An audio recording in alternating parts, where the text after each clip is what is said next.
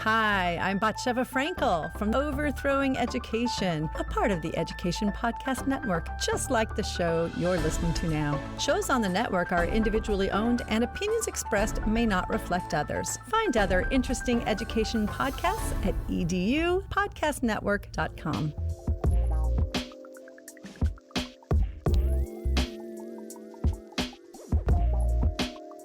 Hello, everybody, and welcome to another great episode of My EdTech Life. I am excited to be here with you on this wonderful Tuesday evening. That's right, it is Tuesday evening, and as you know, when the stars line up and you can do a show any day of the week, we definitely try and make it happen. And today was just one of those evenings where the stars lined up, and we have a wonderful, amazing guest that will be sharing some just amazing work that she has been doing as far as instructional coaching and consulting, and we'll definitely talk about that as well right now. But before we do that, I just simply want to thank each and every single one of you for making my EdTech life what it is today. Thank you so much for all of your support. I really appreciate some of the wonderful reviews that you all have left. Thank you so much also for the feedback. Those of you that have contacted me directly and just sharing some comments as far as how the shows have helped you and the things that you've learned. It really does mean a lot. So thank you so much for that feedback. So again, I am excited today because we have Ashley Hubner here this evening, and Ashley's going to be sharing some amazing work that she's been doing. Ashley and I first connected together through a podcast that we actually got invited to, and we just definitely made that connection. And finally, like I said, the stars aligned and we are here together this evening. So, Ashley, thank you so much for being here tonight. How are you this evening? I'm doing great. How are you? Doing wonderful, and like excited to talk to you because I know that you've been busy this last week, attending conferences, Mhm. getting to see some amazing educators face to face in real life. And also you've got a book that has already been out, and I'm really excited for you to share all about that. So Ashley, let's go ahead and jump right in. So for our audience members that are joining us right now live or will be catching the replay or listening to the podcast, can you give us a brief introduction and your context in education? My name is Ashley Hubner, and I am an instructional coach and curriculum specialist. I worked in the public school system for 14 years in the state of Texas, and my family transitioned to Florida. And when I came here, I decided to start my own practice through consulting and working with teachers virtually, doing some virtual instructional coaching, doing a virtual PD for different school districts, and then working with some curriculum companies to create content that is good for kids. So that's kind of what I've been doing lately. Excellent. Well, I'm sure that that definitely keeps you very busy. But before we go on with, everything that you've been doing, as you know, here, every guest, I always see as somewhat of a superhero, people that I follow, that I learn from, and that I see that are doing some amazing things. And I always love to hear their origin story. So if you don't mind, Ashley, I would love to know, was education something that you always knew that you would be going into? Or was this something that kinda came up later, maybe a transition from a career into education? So if you can share a little bit about your start in education. So I think I knew at a really young age that I wanted to be a teacher. I think I made the decision in like third or fourth grade and just knew that that was going to be what I was going to do the rest of my life. As I got older into high school, I started like thinking maybe I wanted to do some other things because, of course, I have other interests and hobbies. But I always settled back on education. I do come from a family of educators, not my immediate family, but my extended family, my aunts, my grandma.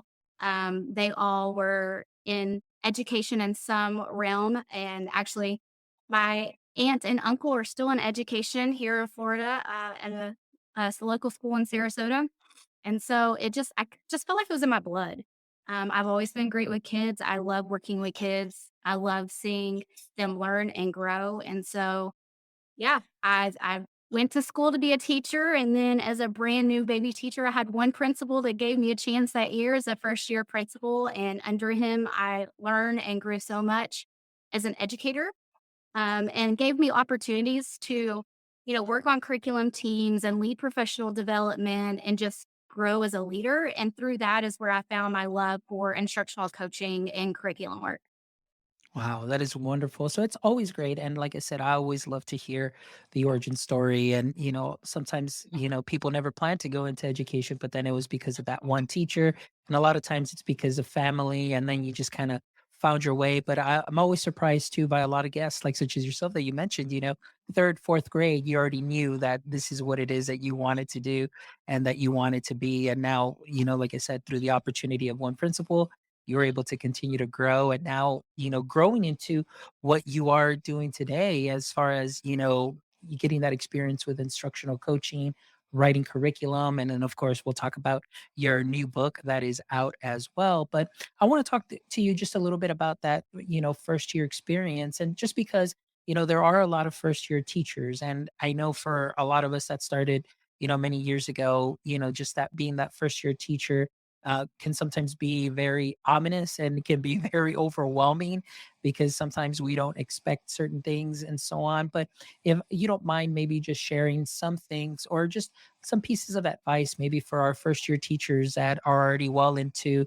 what they kind of call the darktober, that dark October was as we're kind of winding down. And, so what are some things that you might recommend for some of our teachers to, continue going strong in what it is that they're doing? So I will say I kind of went through that as a first year teacher. I was working like late every night. I was, single and young. So I didn't have, kids to take care of or a husband to tend to. And I've had the time, to do that, but it got to a point where it was exhausting. And I remember it was probably around that Christmas time or maybe even January after coming back from Christmas that I was just like, I can't do this anymore. Why am I working myself this hard? And so I'll tell you initially, I am kind of a shy person until I get to know people. So it took me a little bit to kind of get to know the people on my campus. But at that point, I decided I need help. And this is one of the reasons I went into instructional coaching. And I reached out to my mentor teacher, who is one of my dear best friends now. Her name is Gabby Brown. And I reached out to her and I said, I need help. How can you help me? How I need to figure out how to make this work. And we started working together and planning together and, you know, dividing and conquering the lesson planning part. And I just leaned on her for advice and learning. And through that, I created a better routine for myself and built in more capacity for myself so that I wasn't staying up late every single night trying to figure out how am I going to teach these kids the next day. But the first year is hard when, we go to college and they teach us all the things, but you haven't actually done it on your own. And so that first year is hard trying to navigate that. And so I just like to remind teachers to give yourself grace. Um, it's okay to not be perfect. Um, you just keep on trying and it's progress over perfection and it's a learning process. At the end of the year, you're going to know so much more than you did at the beginning of the year. And you're already going to be thinking about all the things you want to change for next year. And that's just part of the process. Oh, I love that. Thank you so much for that. Just wonderful advice. Because I really wish that I would have known that when I first started as well. As for myself, it was just a quick transition from one career to the next. They needed a math teacher, and they're like, "Here you go." And things that you do learn though, and you kind of start seeing other people kind of help you. But that's just definitely some solid, wonderful advice. So, Ashley, let's talk now. Being after your first year, you're starting to work. Building capacity, like you said, you have a principal that was very supportive, admin that were supportive. You're part of curriculum teams, and then talking about instructional coaching. So, talk to me about the instructional coaching component. How did that come about as far as your transition from classroom to instructional coaching? So, first, I decided to go back and get my master's in curriculum instruction in mathematics. And so I did that. After completing that, we had a position that opened up on our campus that was a Title One position that was for providing intervention for students in tier two and tier three in the area of math. And so they hired me for that position. So I got to stay on my own campus. And while working in that position, I started to really work with teachers. So it ended up going back to what is that tier one instruction? What is happening in the classroom during tier one that is affecting some of these kids who are coming into tier two? Because we were finding, some kids in tier two just have these few little gaps that when they got with me, it was easy, it was fixed, and we can move them right back into tier one. So then we started really analyzing that tier one instruction And as we got new teachers to the campus, or, there was a couple brand new teachers fresh out of college, the administration started leaning on me to help and support them. And so that's how the instructional coaching started to come about. It wasn't an actual instructional coaching position, but I had the opportunity to work in that capacity with teachers. The thing that you talked about that I really absolutely love has been a conversation for myself for about 2 years now with one of our content specialists who is actually a math content specialist. And we're talking about tier one support, tier two, talking about MTSS and so on. And, it's very important, when you do have a lot of students in tier two, it doesn't necessarily mean that you may have a tier two problem, but it could be some tier two one things that we can tweak, which is that initial teach, that initial instruction, kind of changing things up. So what are some ways, and I know you said you were working with mathematics, but were there certain things that you saw that maybe could slight little tweaks for that tier one approach to kind of help some of those students? Was it mainly a lot of misconceptions maybe? Was it vocabulary based? What are some of the things that you saw through your experience? I think it was the elimination of using scaffolds. So there was a lot of opportunities that I think that if we had put in place the correct scaffolds for these kids, they would have been able to have access to the curriculum and move at the grade level pace. But, kids who needed manipulatives weren't getting manipulatives or the visuals or the extra vocabulary instruction for the pre-teach. And so looking at some different strategies that we could use in the classroom to support those kids so that they could have access to the grade level content and still learn and progress even though they might have a few gaps here or there. And that's great. I love that you said that because those are some of the things too, and it's great to see that. Well, at least understanding that what we're seeing too was something that you saw as well. And really, one of our biggest targets has been in the last 2 years is the use of either virtual manipulatives, also and or hands-on manipulatives. We're big proponents of the concrete pictorial abstract, so being able to see it in multiple modalities, not just the standard algorithm is something that has really made a change for our students. And that's something that's so important. And like you said, the role of the instructional coach being able to catch those things. And so on that side, what were some of your approaches, to be able to, bring some additional support and additional PD to some of your teachers, because sometimes, there may be some instructional coaches out there. Maybe this is going to be their first year. They're kind of like, where do I start? What are some of the best ways to reach out and communicate to your teachers effectively on certain tweaks and changes that may need to occur? As we know, maybe teachers we're like, no, no, this is the way I've always done it. What are some of the things that you have learned in your experience? So in that situation, I actually had the opportunity that I already had relationships built. So I think that's the first place you have to start. But I did have relationships built. I had trust for my teachers. They valued my expertise in mathematics. So although I wasn't told to coach them, it was something I kind of just started to kind of push in and do on my own. So I would go into their planning and I would listen to them lesson plan, and then I would offer ideas and suggestions.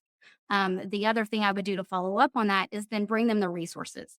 So if I'm saying, hey, we could provide a scaffold like this, or this to teach this standard to kids who may be struggling, let me get some resources for you so that you can do that. Because if you're going to offer an idea, then you need to have something to back it up and give it to them, because then you're asking them in their mind to do one more thing if you're not giving them the supports with the suggestion. And so that was something I kind of started doing. It also got to the point where so it was right after the math standards changed in the state of Texas. And we had a lot of parents who didn't understand the new way, as they said, we were teaching math.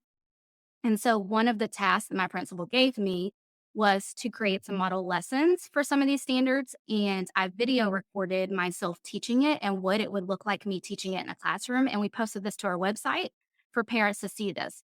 But while I was doing that, teachers were also seeing it. So they were also learning the ways that we're going to teach these new standards. And this is what it looks like by watching my videos and sharing those with their parents, because their parents were coming and asking them questions and giving them pushback on this new way we were teaching math. And so then they could say, well, here's how you're supposed to teach it. And there was my video. And so that was another way to show them, just help them with instruction in the classroom. I really love that you mentioned it, including the parents in this because like you said, it's very important for you as a teacher to communicate with them. And if the parents are seeing, different types of math worksheets or they're trying to say, no, no, this is the easy way to do it. And maybe they learned it the standard algorithm and no, just do it like this, but that's not the way that it may be tested on the state exam. You have to do something different. You may have to build a manipulative or anything of that sort.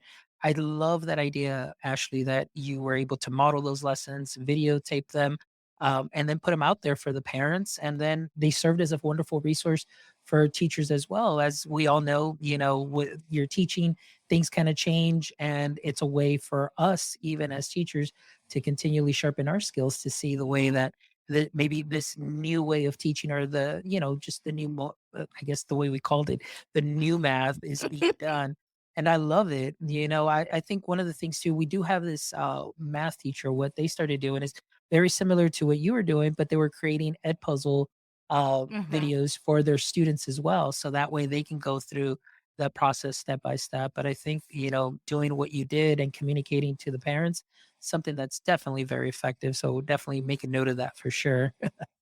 All right. So now let's talk a little bit more as your role continued to grow. Is this something that where you just stayed as an instructional coach within that school, or was it something that you later kind of grew into at the district level? How was that transition if that did take place? Yeah, so we ended up moving to another district after that year, which I felt really bad leaving my campus, but it was just best for my family at that time. I got married and we were ready to start having children, and we were trying to figure out like what is our home going to be for our kids. And so we moved to another school district, and they happened to have instructional coaches in their district, and they had openings. They did not have any teacher openings at the time when I applied, so I applied for an instructional coaching position and I happened to get it. And I was at the same campus for 7 years as an instructional coach.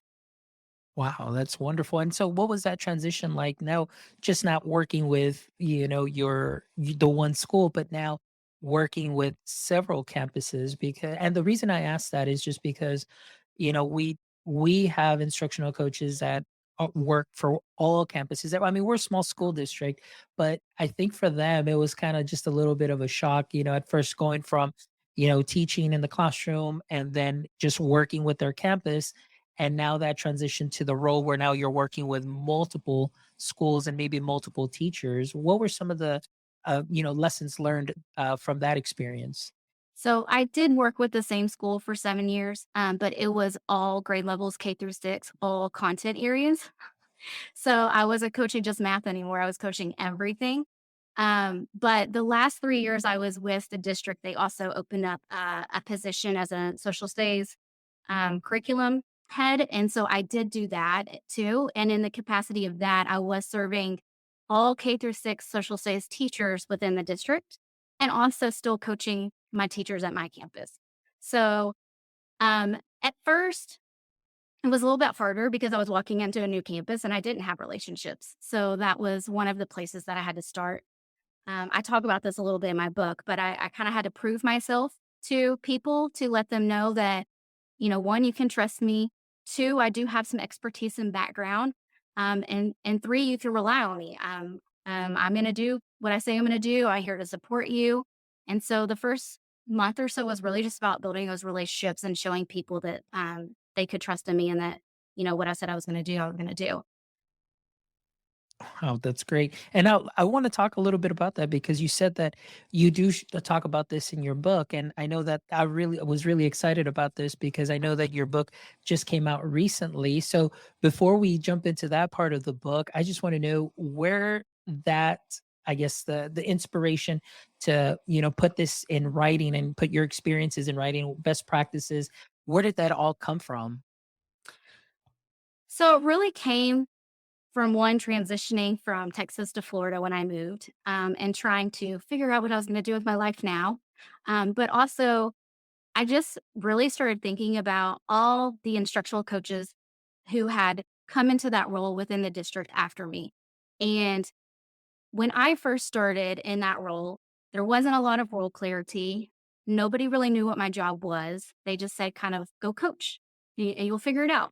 Over the years, we worked as a system to create role clarity, to create guidelines, to create expectations about what a coach's role was, what their job looked like, what are they responsible for and not responsible for, because there was instances where, teachers were asking us to do things that really weren't in our job capacity, but, sometimes we were just doing it to be nice or to get it done.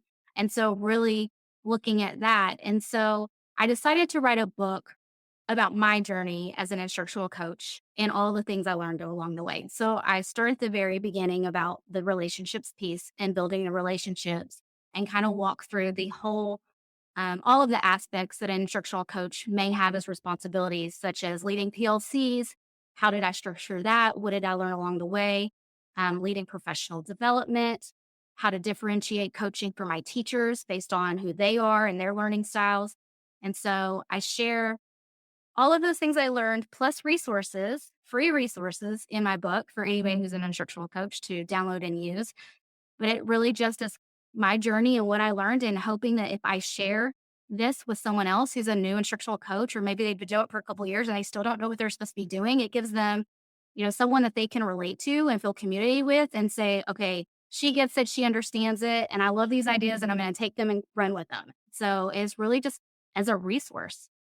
That's wonderful. The fact that you're sharing this, because I know for our district, we just added these roles as far as instructional coaches, and we have some for math, we have some for, of course, ELAR for science. And so sometimes their role was like, well, what is it that we're going to be doing? So we just had to make sure that their content specialists work very well with them and coach them up. And what I love is that this now second year that they're working in this position, the growth that they have made. But honestly, like Amanda says right here, thank you, Amanda, for joining us. In her comments, says, as coaches, we are in the relationship business, and I think that that's definitely something very important, building up that trust, because sometimes they see somebody come into the classroom that's central office, and they're like, oh no, they're going to go and tell on them that I'm doing this or doing that.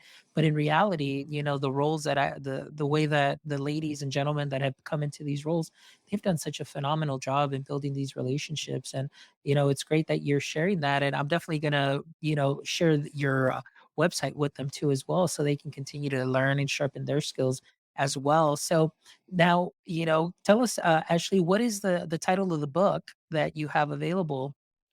Well, I think you have it right there on the, no, it's all on the screen. Okay. It's called Foundations of Instructional Coaching. Impact people, improve instruction, and increase success. So those are my little mottos right there that I like to say and follow. Also, it's kind of how I built my systems as a coach, is that I feel like you have to impact people first to improve instruction. And then once you improve the instruction, then you can increase the success, not just of the students, but also the success that the teacher feels in the classroom. And so, but yes, that is my book. That's what it's called. You can get it on Amazon or my website. It's also on Kindle. I love it. And, I love the title of it when I first saw this, because impact people, improve instruction, increase success. And I think that those are just very, just wonderful points for somebody in your role as an instructional coach to be able to do, because the level of impact and how you can impact a teacher in such a positive way to show them that I'm here to help.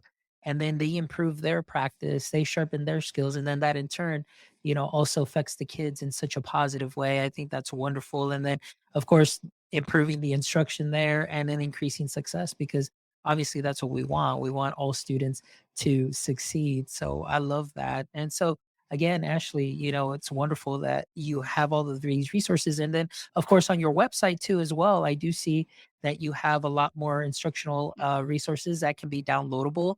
Tell us a little bit about the resources that we would be able to find on your website too as well. There are a lot of resources on there. Anything that I've seen talking to coaches is something they needed a resource for, I've pretty much popped it on there. I have like how to start your first coach conversation, how to track your coaching data. I have some digital forms. One of the things that I've used a lot is data tracking in the classroom. So just quick little data walks that you could do to get some global holistic data within a grade level or a campus and isolate some of those needs. Um, I mean, there's a ton of stuff on there, just things that I've created over time and put on there for people to use or take as they need. And as I have conversations with people, I'm in a lot of Facebook groups with instructional coaches, and I see a need for something else. If I know that I have that, then I I put it on my website and share that one out too. So they're free to anybody who wants to go to the website, and you just fill out the little sender form to download all the information, and then you have it at your fingertips. Perfect. Now, I want to talk a little bit about something that you mentioned there as far as data tracking. And, as your role, and your experience, I don't see that happening, at least maybe because the position is fairly new, in our district and so on. So I know that they do visit, there's certain requests that get put in, can you help and assist and so on. But for yourself, through your practice, or maybe just sharing some best practices, what would be a great way for you to, or something to look out for when you are documenting? What should be some of the things that you write down as an instructional coach, and possibly to help follow up? What are some things that you kept while you were instructional coaching? I think it depends on the purpose of the data that you're tracking. So, one, if you're trying to figure out what you need to work on, I would just do a more broad data tracking sheet, which I do have on my website. It is part of my access framework for instruction in the classroom, and it breaks it down into three areas looking at classroom environment, student voice, and then instructional practices. So if you're trying to kind of figure out like where to start, that's a good sheet to then collect some data to see what you're seeing in the classroom and maybe what's missing. If you know the campus goal, I always try to, sit down with my administration and my leadership and say, okay, what is our goal? What are we progress monitoring? What does our growth plan say for a campus? And for us, for several years, it was literacy and it was the lower grade levels. So I created some data tracking forms that really just honed in on the literacy components within the classroom that we wanted to see, and the modes that they may be in. So even looking like assessments, are we doing open-ended assessments? Are we doing worksheets? Are we doing, reader's response? What does that look like? And so we created as a leadership team some specific things that we wanted to narrow down and look at. And then a couple of times a week, I would go through rooms and I would collect the data. And now I have a digital form that you can use that for. It's on my website. At the time, I used paper.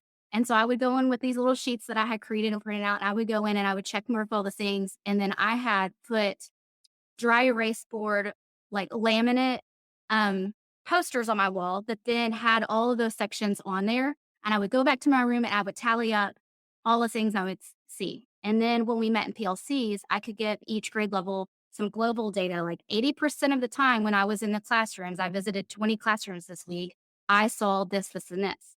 Only 15% of the time when I visited 20 classrooms did I see this. So what should we work towards next? What should we be working for as a campus? And so that was really good at having grade level conversations, vertical conversations, but also celebrating the growth. When we first started this, classroom environment was one of those. And we had some deficits in that classroom environment area. And so that was our first goal. Quickly, we saw growth in that. And so we were celebrating that growth and then saying, okay, what's the next thing on our list that we're going to work on? And so it was an ongoing process to kind of look and analyze that. And then checking student data to see, is the student data increasing? Does it match what we're looking for in the classrooms and the things that we're doing and changing? And through those conversations, it wasn't me telling them, these are the things you need to do based on what I saw. It was, here's the data. What do y'all think we can do? And we came up together as like a PLC discussing, okay, what could we do to change this? And the team created those items and those plans and implemented them back in the classroom. It wasn't me saying, okay, I saw this and this is what you need to do to fix it. So it worked really well, and it was a good way to grow as a campus. And I love everything that you said. And I just want you to elaborate a little bit, just at least for myself and for anybody else that may be listening, but just the power of the PLC. So when you did your PLCs, you did it at that campus level. I just out of curiosity, who were the people that were at the table during these conversations? Was it, just administration from that campus, or was it all teachers as well? Because I want to know who it was that would at the end, start making those decisions for, the growth and what's next and so on. 'Cause I'm curious about that. So it's a good question. So at the campus level, it was me and the grade level team and our administrators, either our principal or assistant principal or both. So we would all go through that data and talk together as a team and plan those things. Sometimes when principals were out, dealing with parents or chasing kids around the campus, then it was just me. But I was the solid component in those PLCs that monitored those and had those conversations. We did start to towards the last couple of years, I was in the district, do district level PLCs when virtual became a way for us to meet together. And we started doing grade level PLCs across the district by content area. So, like the whole second grade ELAR representative from each campus could come to a PLC. But these were more about pre planning for upcoming units. And so they would say, okay, unit 3 is coming up. Here are some misconceptions kids are going to have. Here are your resources. People share out ideas about ways you've taught this before, things that have worked for you. So that brought the district together and kind of brought some alignment between the campuses when they had those PLCs. Excellent. And I had a question here from Amanda who says, did you all pull out time during the workday or was the PLC outside the workday? We did the PLC within a planning period. So I different times throughout my time with the district, sometimes we met at weekly and then sometimes we met biweekly. When we did vertical PLCs, those were after school and those were usually once a month. And I would always have something planned for each vertical team. And we had like one representative per content area. So I would have an ELAR person that represented kinder, first, second, get together, and then usually a chunked third, fourth, and fifth and sixth together, or however, depending on what the purpose was. But we would have like a vertical alignment of a RLA PLC, a math PLC, a science social studies PLC, and divide it up that way. Wow, that's wonderful. That's great. Now, and the only reason I asked that is because I know PLCs is something that we're really focusing on this year within our district. So some of the things that our district has done is, of course, with the math content specialists, what they do is they'll do like what they call curriculum previews, and what that means is they'll meet once every other week and say, okay, guys, for the next 15 days, this is what's coming. If you have any questions, and these are the items that we see, we use documents from like lead forward stating, okay, Mhm. which ones are our areas of weakness, what we need to do, and then provide those supports. So that's something that has been very useful. And of course they're recorded. So if for some reason somebody can't make it or an admin says, hey, you know what, I want to know and I want to keep be kept in the loop of things, they're able to get access to all of that. So, I'm always looking for ideas that I can bring and share to the table. And everything that you've been sharing today, I'm like, wow, like I need to share these resources with our district at the district level so they can see, and get some ideas as far as how to really build those PLCs and get that collaboration going. Like you said, not only at the campus base, but I love that also the vertically as well, and aligning our curriculum vertically, because that's something that's very important. As oftentimes, we've seen where teachers are teaching something, specific standard that really isn't for, like, let's say fourth grade, that'll come back in fifth grade. And so sometimes for them, it's a little hard to kind of like, like, this is where your lane is.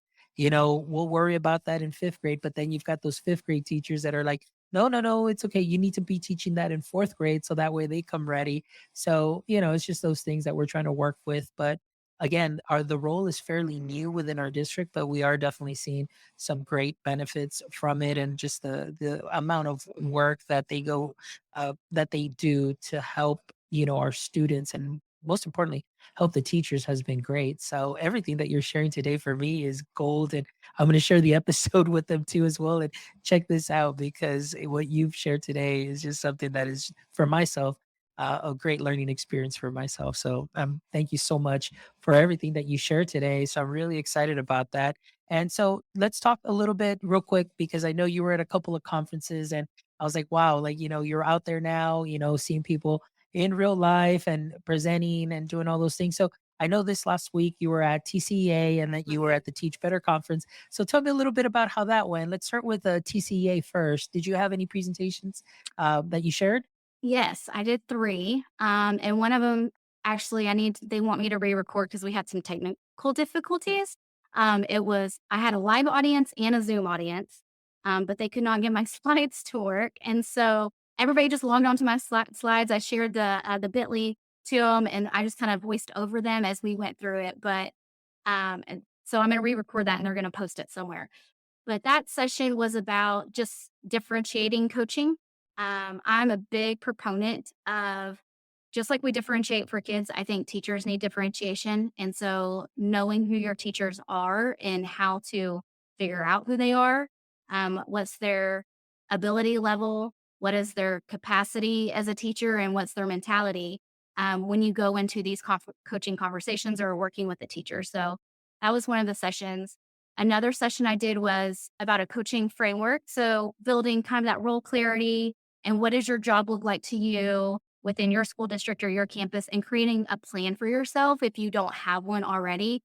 What is your calendar going to look like? What are your, top priorities as a coach? And so took some coaches through that journey. And then the last one I did was coaching equity in the classroom, which I really enjoyed. And I have to get a shout out to my really good friend, Bill Pratt. He is in South Carolina, I think now. He did move, but he was an instructional coach who felt very passionate about this. And he came to me and said, I want to build a session. Like, people need to hear this. And so we worked together to create a session to walk coaches through um, one, just looking at our influences and our biases and analyzing that, but then what are some tools we could use to audit our curriculum, to look at the classroom environment and instructional tools that are being used in the classroom, and are we creating equity for kids in the classroom? And so that was one of the sessions that I presented Wow. at. Oh, go ahead. No, no, no. I was gonna say that's wonderful. I definitely want to catch that session for sure. So I'll definitely need to somehow either go to TCA and find that, or whenever you do another presentation or anything, please let me know or let us know because that'd definitely be a great topic for sure. Yeah, it was a really good conversation. And this was something we started over a year ago. We did it virtually in 3 different sessions, and anybody could join, and we recorded them. And I have them on I had saw on my website, I have a courses page, and I have the coaching equity one. It's for free. Anybody can log in. It's in Thinkific, but it has pretty much all the same resources plus all the video recordings from the live podcast. I just took that, kind of summarized it into a shorter, like 1 hour session. But all those resources are there for anybody who wants to look into that. Um, and Looking then at that right now. That's awesome. I'm already looking at that, and I went ahead and shared the direct link there in the chat, so at least it'll be there. So if Amanda wants to check that out, she can. But again, all of this will be posted on the podcast episode page for sure. Oh yeah, so continue, Ashley, because I'm sorry about that. you're fine. This is great. So I was just gonna say at Teach Better, when I went to Teach Better in Ohio, first of all, what an amazing experience to meet so many people in person that I've only known virtually all my not like as long as I've known them. And to see them in person and give them a hug and connect was just amazing. So if you can go next year, Bonds, you really need to go. It's so fun. But I presented the coaching framework, the same session I did at TCEA, but I changed the audience.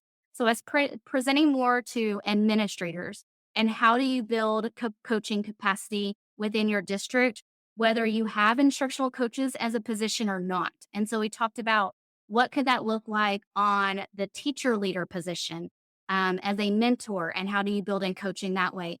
As an assistant principal or a principal, what does coaching look like for you?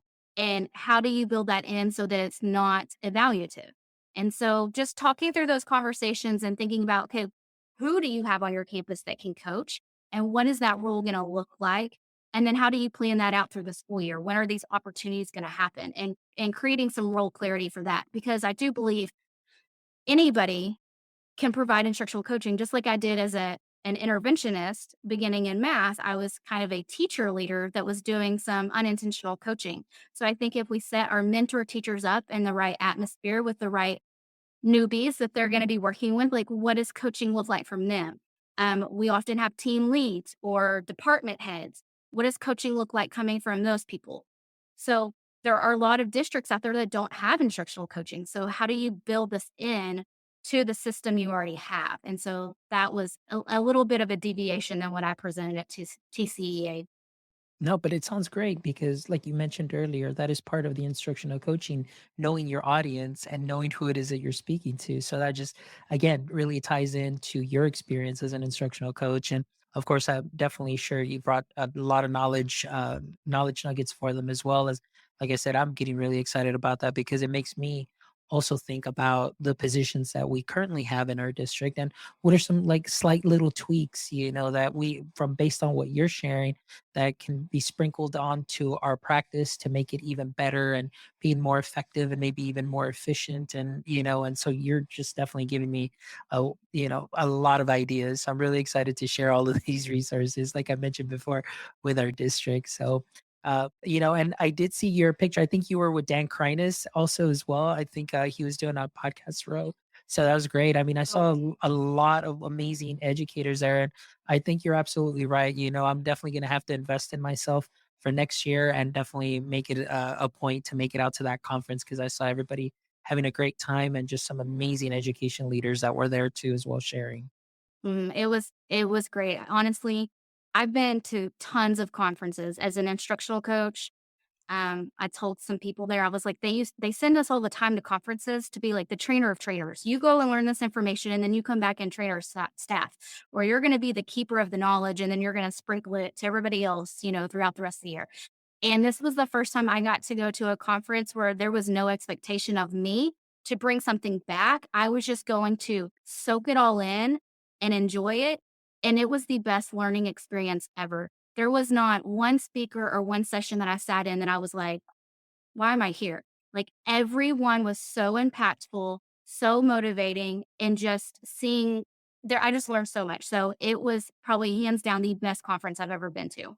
Awesome. So shout out to Teach Better. And thank you guys for the amazing work that you're doing. Well, Ashley, it's been wonderful. Thank you so much for stopping by and being part of the Maya Tech Life podcast and just sharing just the amazing work that you're doing. And like I said, I'm definitely excited because this was like my 1 hour PD session that I get to share now with my district. But obviously our viewers and listeners will definitely they're gonna gain so much from what you shared. So thank you from the bottom of my heart for everything that you do and everything that you continue to do. And I'm just really excited to continue to hear of your wonderful success as you're out there making a difference and, just bringing some more knowledge and equipping our educators, to continue to grow within this role or for the new, instructional coaches that may be out there, that there is a wonderful resource in you that they can reach out to and learn from your experiences as well. So that's wonderful. So thank you so much. But before we go, I always love to end the show with these three questions for our guests. So here we go. Ashley, question number one for you. In the current state of education, what would you say is your current edu kryptonite? Oh, and can you remind me what the edu kryptonite was? Oh, the edge of kryptonite is what you see right now that is definitely just making you weak. Like that's what kryptonite did to Superman. Just Yeah. really. So, what is it right now that you may be either seeing or hearing that just really has you like, like, I think it's just the burnout that I keep hearing from people, and that I know that this is a season for many that is still difficult and hard. And I say season because my hope is that it's not always like that for those people. I also do a lot of talk with Kelly Connor's cycle of change, and I coach coaches on understanding that cycle because so they can support teachers. But I think that's where as coaches, we need to come in and support those teachers and help them. So right now, I think that's kind of what my edu kryptonite would be. all right, good answer. All right, question number two. If you could have a billboard with anything on it, what would it be and why? So I have a favorite quote that I try to stand by. And it gives me like a sight or a goal of who I want to be inside. And so it says, in a crowd of roses, choose to be a sunflower, thornless and abundant in seeds. And that's what I would have on a billboard. And it's also my quote on my Facebook page because it reminds me to be thornless. Like, I need to be nice. I'm not going to be the one shooting the daggers at you. But being abundant in seeds is, that's what we do as instructional coaches. We're spreading seeds all day long. Every person we talk to, interact with, every facial expression in the hallway can be a seed. And so I just think that that is good for us to remember. Oh, I love that. And you're absolutely right. Every day as you go out there, you are sharing that seed and just that knowledge. So that is such a wonderful quote. I really love that. All right. And the last question for you is, if this was your podcast and I was a guest on your show, what would be one question you'd like to ask me? So I would like to ask you, who is your green dot? And what I mean by that is at Teach Better, we talked about having a focus, like almost like a laser focus, like you think of a red laser beam, but thinking of a green laser beam and looking to the person that inspires you the most as your green dot that pushes you to be the best educator that you can be. So, who would be your R- green dot? My green dots, lately because of how I've gotten to know them and just the writing and the work that they're doing, I'd say like my green dot right now would be that I'm kind of like laser focused on is probably George Valenzuela, like the work that he's doing, in his area. Like I'm just like really blown away by what he does. And again, hearing so many great presenters doing all the great work that they do, I guess just because of the realm that he's in, doing, STEM and PBL, but also talking about, similar ways of, kind of coaching up teachers and leaders. It just kind of brings that package together. So that would, I would say, would probably be my green dot, because he's definitely just great at his craft and what he does. And much like you, he has a personality where he definitely shares the seeds with everybody, and he's just great. So yeah, that would be my green dot. So that's a great question. And Thank you so much. you're Appreciate that. welcome. All right. Well, Ashley, again, thank you so much. It's been an honor and a pleasure to have you here. And I'm really excited, like as always, for your work and what you continue to do. And as you know, every guest on My EdTech Life always has an open invite. So anytime you'd love to come back, maybe for your next book or any other projects that you may be working on, you definitely have an open seat available to you. So thank you for sharing your knowledge today, sharing your experiences. And like I said, I'm definitely gleaning a lot from them. And I know that our audience members will too as well. So thank you so much. And for everybody that joined us today, Amanda, thank you so much for your questions and your comments this evening. And for those of you that are going to be catching the episode later on or catching the podcast, thank you as always from the bottom of my heart for making My EdTech Life what it is today. Please make sure you visit our website at myedtech.life, myedtech.life. Make sure that you drop by, give us a review.